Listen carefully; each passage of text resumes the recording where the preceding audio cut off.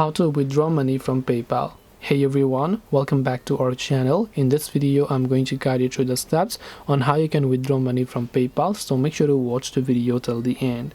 Now if you want to basically withdraw money from PayPal, it is indeed possible, but the only thing that you need to remember over here is that you need to just go ahead and then basically make sure that you have added or linked your bank or card. And in order to do that, go to paypal.com and log in. Then after, when you just go here, you'll find the option called cards, where you can simply select your card, or you can tap the link a card button here, and as you have done that, you can simply link your debit or credit card number, the card type, the expiration date, the billing address, and tap on the link a card option in order to link those cards.